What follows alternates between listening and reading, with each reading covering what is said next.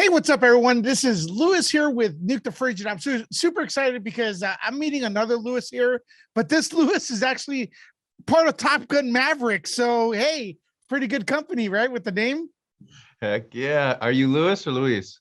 Lewis. I Lewis. pronounce it Lewis, but I spell it Luis. Okay, Luis. Okay, Yeah. sweet. Yeah. Yeah, but man, it's a pleasure meeting you. I had the opportunity to see this film in front of a massive crowd at CinemaCon. When was the first time you saw it? Because it's been a little bit delayed, right? It has, man. I think last time I saw it was the only time I've seen it, and it was about a year and a half ago. And yeah, it was like all of us pilots sitting in, a big theater, 10 seats apart, masks on.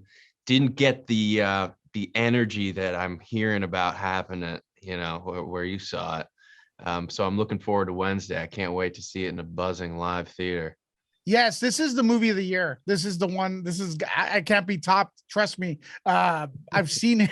You're in it. I've seen it, man. How much piloting did you learn for this? Quite a bit, Lewis. It was a awesome experience. I never thought I was going to get. I Yeah. kind of always figured that was something for other people to enjoy, and I never would really get the chance to do it. But this was kind of a dream come true, because we got a really gradual Tom Cruise set up a training camp for us so that we could kind of condense like 2 years of aviation school into 3 months, and got to fly all sorts of different planes and experience what G's feel like, and got to got to feel the need for speed a little bit. Absolutely. Pun intended. Very little CG right here. Yeah, man, we did not like green on this set. It's the opposite of St. Patrick's Day on that set. There's no green to be seen. And that's why the first film and this one's gonna probably be like so relevant for years to come because these are the real deal, ladies and gentlemen. What about the pressure of continuing the Top Gun story with such a legacy? Yeah, man. I mean, I think it really sunk in a lot once we started to work with a lot of these pilots who are actual Top Gun pilots, and just how incredibly smart and they're like the rarest breed. They are funny, they're badass, they're modest, they're doing something that almost nobody can do. They're part of such a slim percentile of people that do what they do, and they do it with such class. And so to try and represent that was a big undertaking. I don't think any of us took that lightly. And sorry about that. Your character's name is Bob, right? Does he have a last name? Could you describe him a little bit for our audience? Yeah. Bob he's sort of just become Bob. He is hard to read. He's sort of left of center. I think the other pilots don't really know what his take is, and I think they don't really know whether they can trust him or whether he's good at his job or if he's like got his head in the clouds. But I think you quickly learn that he's just incredibly serious, takes his job seriously, and he's maybe a little shy. And you get to see Bob has a good arc. You get to see him kind of overcome that and really step into his own.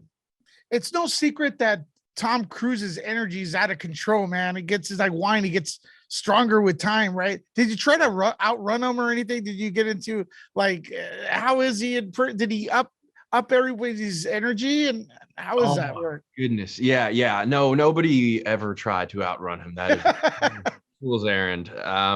But definitely, we were all just trying to keep up with him. I mean, these flights were really exhausting. I remember, in the beginning, just coming off landing and then going straight to in and out, getting a double and passing out in my car for like 4 hours and then being like, whoa, what just happened to my body?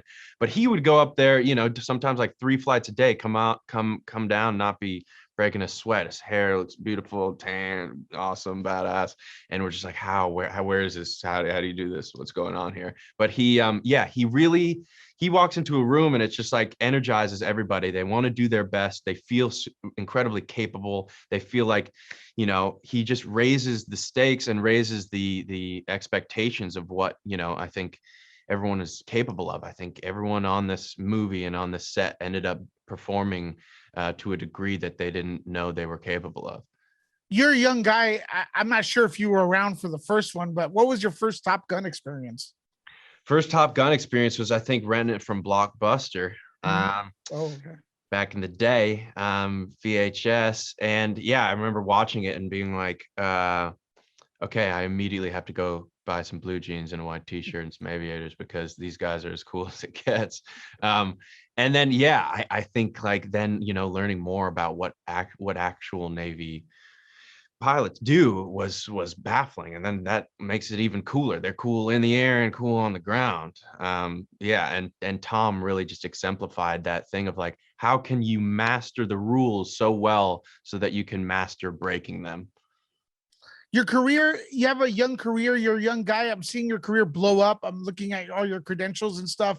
But what is different about being on a Top Gun set, in your opinion, from your prior or current things you're working on? I mean, when you do a Tom Cruise movie, you do your own stunts, and that was something that I always really admired and looked up to, and never thought that I would really be able to do it to the degree that we did it on this movie. It's this movie is like the most classic, timeless. It does such good service to the original while also reinventing it and propelling it into this whole new space. I haven't been a part of something that feels like such a part of history. It really does feel like we made history because nobody had done what we had done, and so that's as special as it gets. I think he did make history. So I got great time here. So what does it look like? Like, did you keep anything from the set? Since you got a lot of practical stuff you work with. Between you and I won't let the thousands of people that are going to watch this know. I got the Bob glasses. Got the Bob Okay. glasses, which I cherish. And I got a flight suit, which I feel like, I keep it tucked away. I don't feel like I totally have earned being able to wear that thing yet. But yeah, I think those are my main two.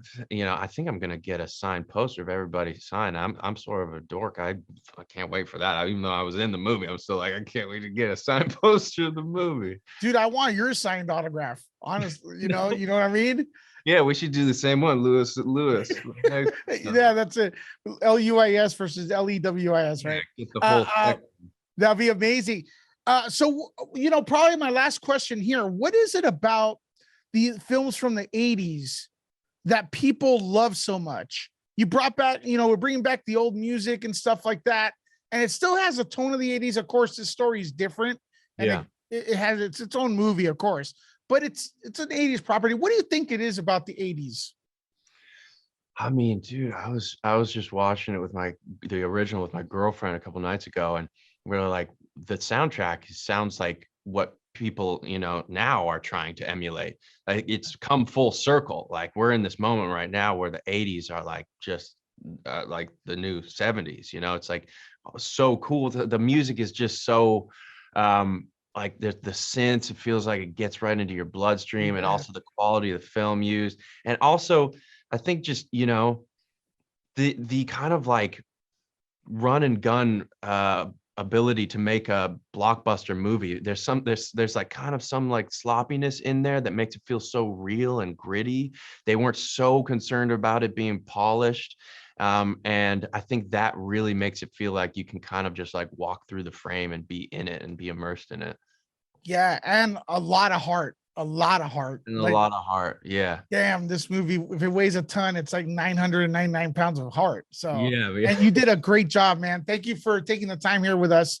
And we're gonna be watching again. Have fun at the premiere. Appreciate it, man. Great talking to you. Bye-bye. Bye.